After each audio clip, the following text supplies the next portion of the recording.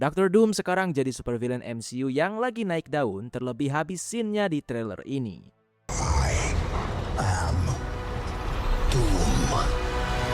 Meski begitu, banyak fans ngerasa kalau ada satu masalah besar di Doctor Doom, yaitu Marvel nggak pernah ngasih dia build up sebesar Thanos. Secara teknis ini emang bener banget karena sebelum Infinity War, Thanos muncul di beberapa post-credit scene dan cameo. Sementara Doom sejauh ini baru muncul di satu post-credit scene dan belum bener-bener diliatin sampai nanti di film Avengers Doomsday. Meski begitu, kayaknya kalau kita ngebandingin build up dari sekedar jumlah kemunculan Doom dan Thanos, ini kayaknya kurang tepat. Build up sendiri bukan berarti karakter itu harus sering muncul, tapi yang jauh lebih penting itu soal apa yang sebenarnya lagi dibangun untuk alur ceritanya. Coba bayangin kalau Thanos punya semua build up yang sama persis kayak di MCU. Dia muncul di post-credit scene, cameo, dan beberapa kali disebut sebagai ancaman besar. Begitu masuk Infinity War, ternyata Thanos cuman villain CGI biasa yang motivasinya lemah, gak punya filosofi menarik, dan tugasnya cuman ngumpulin Infinity Stones dan berantem sama Avengers. Kira-kira semua build up tadi otomatis bikin dia jadi super villain yang ikonik gak? Tentu jawabannya enggak. Build up pada prinsipnya itu cuman jadi alat ningkatin hype. Build up bisa bikin fans penasaran dan mulai berteori, tapi build up sendiri nggak ngebikin sebuah karakter jadi menarik. Thanos akhirnya dianggap sebagai salah satu supervillain terbaik bukan karena dia udah muncul berkali-kali di film-film MCU. Dia jadi hebat karena Infinity War bener-bener bisa ngasih karakterisasinya yang kuat. Kita tahu Thanos punya motivasi yang jelas. Dia punya cara pandang sendiri yang unik soal permasalahan dunia dan cara penyelesaiannya.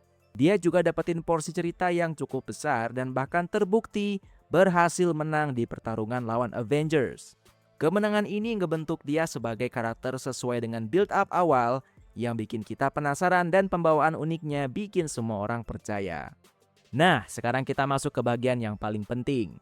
Kalau kita ngelihat Infinity Saga secara sekilas, sebenarnya Marvel nggak benar-benar bikin build up Thanos secara langsung. Build up yang dibikin Marvel justru sebenarnya adalah ke-6 Infinity Stones. Infinity Stones muncul sebagai elemen penting di berbagai film. Captain America The First Avenger, The Avengers, Thor The Dark World, Guardians of the Galaxy, Avengers Age of Ultron, Doctor Strange, dan sempat muncul lagi di Thor Ragnarok. Jadi, selama bertahun-tahun dari tiap phase awal sampai akhirnya Infinity Saga, Marvel secara terus-terusan nunjukin ke fans kalau ada benda-benda ini yang punya kekuatan luar biasa dan kalau semuanya dikumpulkan konsekuensinya bakal gede banget. Thanos selalu muncul sebagai sosok yang manfaatin semua build up itu. Ini berarti yang jadi ancaman utama bukan sekedar Thanos sebagai individu, tapi Infinity Stones dan apa yang bisa dilakukan dengan kekuatan keenamnya digabungin. Sekarang, kalau pemahaman konsep ini kita terapkan ke Multiverse Saga, sebenarnya kelihatan ada pola yang sama. Emang sih, banyak fans bilang kalau Multiverse Saga nggak punya build up. Tapi kalau yang dimaksud build up ini soal Doom, emang iya. Marvel nggak pernah bener-bener ngebangun Doom selama bertahun-tahun kayak kemunculannya terus-menerus di post-credit scene dan cameo. Cuman, ini bukan berarti Marvel sama sekali nggak membangun krisis risiko besar yang nantinya bisa dimanfaatkan sama Doom. Terbukti sejak awal Multiverse Saga, Marvel udah berkali-kali memperkenalkan konsep incursion dan kehancuran multiverse. Contohnya mulai dari Spider-Man No Way Home, ngeliatin konsekuensi kalau berbagai universe mulai saling berdekatan. Loki memperluas konsep multiverse dan ancaman antar realitas. Doctor Strange in the Multiverse of Madness memperkenalkan bahaya incursion secara langsung. Ant-Man Quantumania ngeliatin lagi bentuk konflik antar varian dan realitas. The Marvels juga ngebahas soal kerusakan antar universe. Deadpool and Wolverine memperluas lagi konsep multiverse dan The Void. Bahkan, beberapa post-credit scene dari Brave New World dan Thunderbolts ikut nyinggung masalah skala multiverse. Jadi, secara teknis Multiverse Saga sebenarnya udah cukup lama ngebangun momentum untuk sebuah krisis besar skala multiverse. Nah, dari sini kita bisa lihat sudut pandang yang penting soal kedua Big Bad MCU, Thanos dan Doctor Doom. Thanos bukan ancaman besar karena dia cuman alien ungu yang kuat. Dia jadi ancaman karena bisa ngedapetin akses ke keenam Infinity Stones dan MCU udah bertahun-tahun nunjukin seberapa bahayanya benda-benda ini. Hal yang sama bisa banget juga terjadi sama Doom. Doom gak harus muncul dari Phase 4, Phase 5, lalu perlahan-lahan dikenalin sebagai supervillain baru. Hal yang penting adalah fakta kalau dunia MCU udah di kondisi yang memungkinkan Doom jadi sosok yang penting. Multiverse mulai runtuh, Incursion jadi makin berbahaya. Berbagai universe mulai bertabrakan. Pas seluruh sistem itu ada di ambang kehancuran, muncullah seseorang kayak Dr. Doom yang punya pengetahuan, kekuatan, dan cara sendiri untuk nyelamatin multiverse. Jadi, build up Doom sebenarnya bisa berasal dari krisis yang dia manfaatkan dan bukan kemunculannya yang secara terus-menerus. Satu hal lagi yang juga fans gak sedikit lupain yaitu kesan kalau Infinity Saga seolah-olah udah direncanain Marvel dengan super rapi dari awal. Padahal kenyataannya gak seperfect itu. Banyak hal di Infinity Saga yang isinya perubahan rencana, retcon, dan keputusan yang dibuat di saat bersamaan proyeknya udah jalan. Bahkan, konsep beberapa Infinity Stone sendiri awalnya belum direncanain secara detail sejak film-film phase awal. Jadi, kalau kita ngelihat keseluruhan Infinity Saga setelah Endgame, semuanya emang kelihatan kayak sebuah cerita besar yang udah dirancang dengan sangat teliti. Padahal, di dalamnya juga ada banyak penyesuaian cerita, dan hal yang sama juga terjadi di Multiverse Saga. Gak nutupin kenyataan kalau ada satu perubahan besar yang diambil Marvel di Multiverse Saga ini, yaitu soal Big Bad awalnya, Kang the Conqueror. Sebelumnya, dunia multiverse diliatin ke fans tentang seberapa menarik namun juga kompleksnya, sampai bikin penasaran soal lebih detailnya. Marvel berhasil ngebangun cerita ini mulai dari Loki yang kabur dan ditangkap TVA, sampai dia pengen nyari tahu soal kebenaran multiverse. Makin lama, kelihatan makin jelas kalau semua kehancuran multiverse ini ada kaitannya sama satu sosok yang berperan penting sama berjalannya semua multiverse itu sendiri. Baru di akhir kejawab kalau semua ini bukan lain adalah ulah Kang the Conqueror yang udah jadi He Who Remains dengan rencananya di awal ngejaga kestabilan multiverse. Tapi itu pun dia tetap gagal di akhir.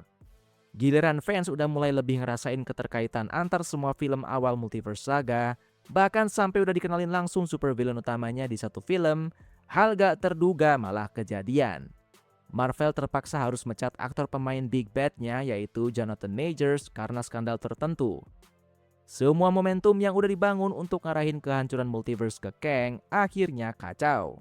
Meski begitu, ada satu opsi yang Marvel udah ambil di tengah kekacauan ini dengan ngebawain Doom diperankan RDJ. Apakah ini langkah cepat Marvel ngehindarin krisis? Bisa jadi. Cuman perubahan ini sebenarnya bisa dibilang gak begitu beresiko karena terlepas dari Big Bad-nya ganti dari Kang ke Doom, tetap aja bukan sekedar itu inti dari Multiverse Saga.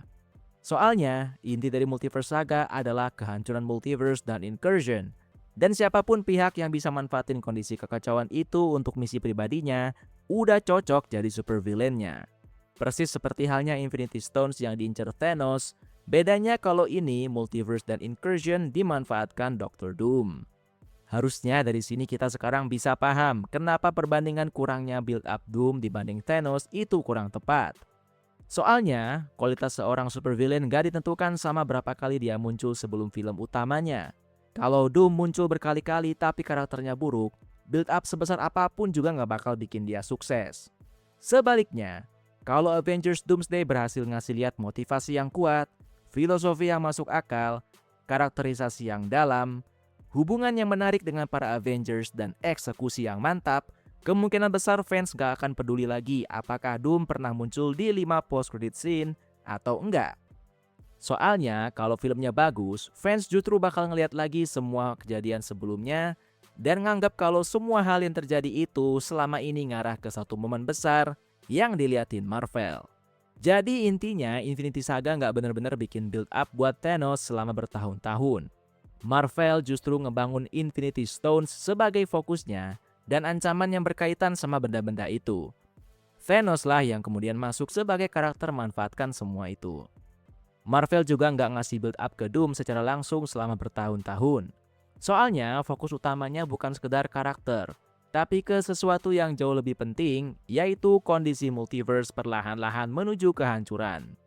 Kualitas Doom sebagai supervillain gak ditentuin sama seberapa banyak build up spesifiknya yang didapetin. Semua bergantung sama satu hal, yaitu gimana Doctor Doom dan Avengers Doomsday bisa ngasih alur cerita yang luar biasa ke fans Marvel. Gimana menurut kalian? Apakah build up incursion dan multiverse ini cukup buat Doom atau harusnya dari awal ada build up kayak Thanos? Share pendapat kalian dan jangan lupa like dan subscribe kalau belum, karena banyak hal seputar superhero dan supervillain yang bakal kita bahas secara santai, seru, dan geeky.